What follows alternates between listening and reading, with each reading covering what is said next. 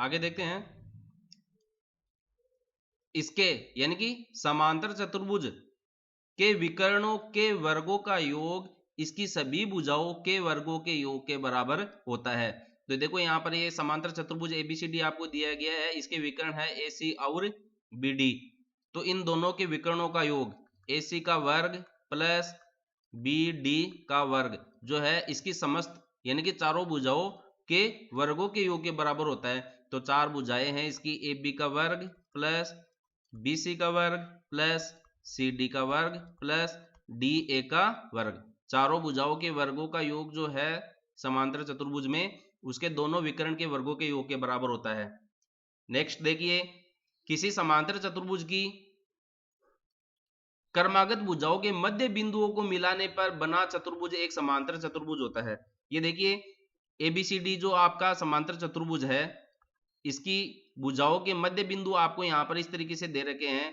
इनको आप P Q R S नाम दे दीजिए, जैसे पी क्यू आर एस, और इनको यहाँ इनके सम्मुख कोणों से मिलाया गया है। बी के सम्मुख भुजा एडी, एडी पे मिलाया, ए से हमने सी डी भुजा पर मिलाया, सी से हमने ए बी भुजा पे मिलाया और डी से हमने बी सी भुजा के मध्य बिंदु को मिलाया। तो यहाँ पर ये जो आकृति प्राप्त हो रही है यह एक समांतर चतुर्भुज होती है। अब इसी तरीके से यदि ये एक जैसे समांतर चतुर्भुज एबीसीडी अपन ने ले रखा है, इसकी सम्मुख भुजाओं के मध्य बिंदुओं को अब भी अगर अपन मिलाते हैं तो बी से इसकी सम्मुख भुजा एडी पर और सी से भी इस पी बिंदु पर मिलाते हैं और ये क्यू बिंदु ले लिया। एडी भुजा का मध्य बिंदु है पी बिंदु और इसके सम्मुख दो शीर्ष है बी और सी, इनको मिला देते हैं। और बी सी भुजा का मध्य बिंदु है क्यू, इसके सम्मुख दोनों जो शीर्ष है इनसे अपन इसको मिला देते हैं। ये इधर से मिला दिया और ये इधर से मिला दिया। तो ये जो आकृति प्राप्त हो रही है वह भी एक समांतर चतुर्भुज होती है।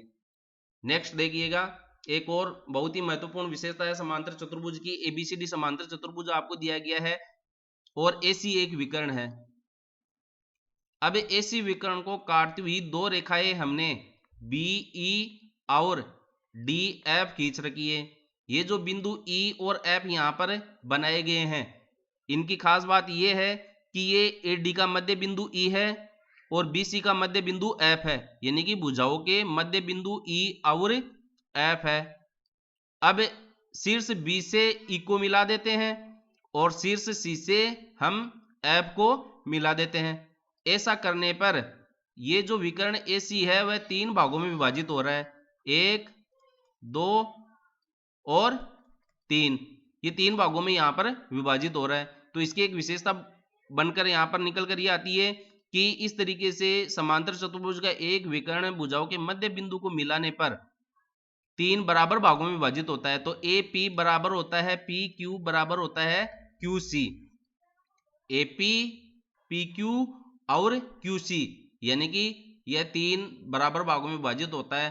तो इसको अपन इस तरीके से लिख सकते हैं कि ए पी बटा ए सी का जो मान है वह 1/3 होगा, या ए क्यू बटा ए सी का जो मान है, अब ए क्यू का मतलब है दो भाग ले लिया है तो 2/3 होगा।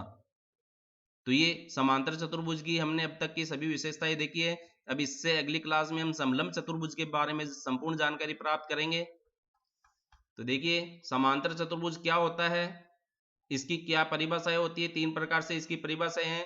इसकी उल्टी परिभाषा भी हमने इसको बता दी है और इसकी जो विशेषताएं है, सर्वांग सम चतुर्भुजों में विभाजित होता है, समरूप भी हो जाता है, विकर्ण बराबर होते हैं तो आयत होता है, कोणों के जो समद्विभाजक है वो आयत बनाते हैं, और भुजाओं के वर्गों का जो योग है विकर्ण के वर्गों के योग के बराबर होता है, और भुजाओं के मध्य बिंदु को यदि हम मिलाते हैं तो हमें एक समांतर चतुर्भुज की आकृति प्राप्त होती है। और एक विकर्ण जो है उसकी भुजाओं के मध्य बिंदु को मिलाते हैं उसके शीर्षों से, तो विकर्ण जो है तीन बराबर भागों में डिवाइड होता है। इस तरीके से भुजाओं का मिलाना बता दिया आपको, मध्य बिंदु है ई और ये बी से मिलाते हैं तब की बात है, और इस भुजा बीसी के मध्य बिंदु को डी से मिलाते हैं तब की बात है। तो धन्यवाद, वीडियो अच्छा लगे लाइक करें, अपने दोस्तों में शेयर करें, सब्सक्राइब करें। धन्यवाद। Always remember, math is a game, play it with practice. Thank you. इसमें देखो एक बात और महत्वपूर्ण है, समांतर चतुर्भुज की सम्मुख भुजाओं के मध्य बिंदुओं को जब उसके सम्मुख शीर्षों से मिलाते हैं तो अपने को समांतर चतुर्भुज प्राप्त होता है, ये बीच वाला। अब इसके साथ ही इसके अंदर दो समांतर चतुर्भुज और बनते हैं, जैसे इसको नाम अपन आर और एस और दे देते हैं। तो यहां से ये A P C Q, A P C Q, यह भी एक समांतर चतुर्भुज होता है। दूसरा, इधर से आप बी से पी को मिलाओ, इधर से डी को मिलाओ, इधर से क्यू को मिलाओ और इधर से बी को, तो एक हो रहा अपना B P D Q, B P, P से डी और डी से क्यू, तो ये भी एक समांतर चतुर्भुज होता है। तो इस प्रकार से हमें इसके अंदर तीन समांतर चतुर्भुज प्राप्त हो रहे हैं। एक तो बीच में प्राप्त होता है, दूसरा अपने को ये प्राप्त होता है और तीसरा अपने को ये वाला प्राप्त होता है। देखिएगा नेक्स्ट,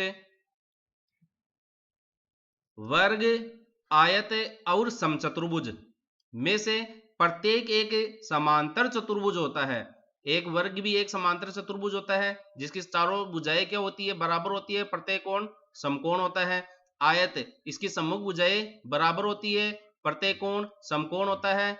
और समचतुर्भुज, समचतुर्भुज और समांतर चतुर्भुज में केवल इतना सा अंतर है कि समचतुर्भुज की जो चारों भुजाएं हैं वो बराबर होती है और समांतर चतुर्भुज में उसकी सम्मुख भुजाएं बराबर होती है। इन दोनों में इतना सा अंतर है। बाकी वर्ग को भी अपन समांतर चतुर्भुज कहेंगे, आयत को भी अपन समांतर चतुर्भुज कहेंगे और समचतुर्भुज भी समांतर चतुर्भुज के रूप में कहा जाता है।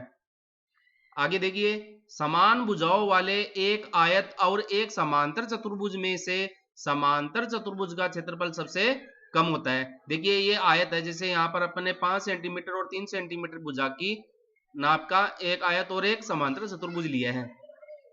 तो ये तो खड़ी भुजा है सीधी और ये आड़ी भुजा है, ये सेंटीमीटर में है मान लीजिए। तो इसका क्षेत्रफल अपन देखते हैं, तो क्षेत्रफल जो है आयत का लंबाई गुना चौड़ाई होता है। तो ये हो गया 5 गुना 3 बराबर 15 वर्ग सेमी। लेकिन इसमें क्या होता है, लंबाई गुना चौड़ाई न होकर आधार गुना ऊंचाई होता है।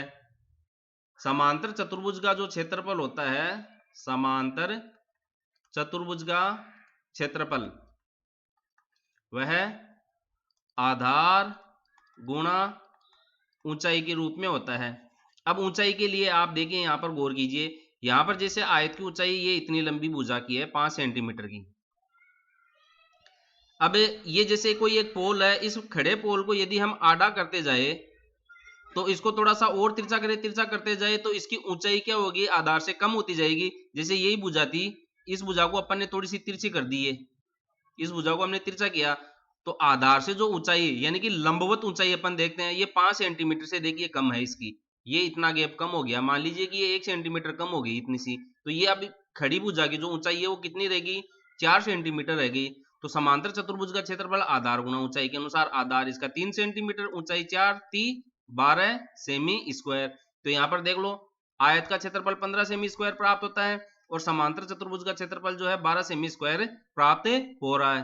तो आपने देखा होगा कि जो हलवाई मिठाई बनाता है उस बर्फी को वह समांतर चतुर्भुज की आकृति में काटता है। समांतर चतुर्भुज की आकृति में काटने का उसको एक लाभ ये होता है कि उसके पास जो ट्रे होती है उस ट्रे में वह अधिक संख्या में बर्फियों को जमा पाता है। तो ये बहुत ही महत्वपूर्ण जानकारी थी समांतर चतुर्भुज के बारे में जो मैं आपको बता चुका हूं। पढ़िए, इसको लिखिए, अभ्यास कीजिए, math is a practice, math is a game, play it with practice. Thank you.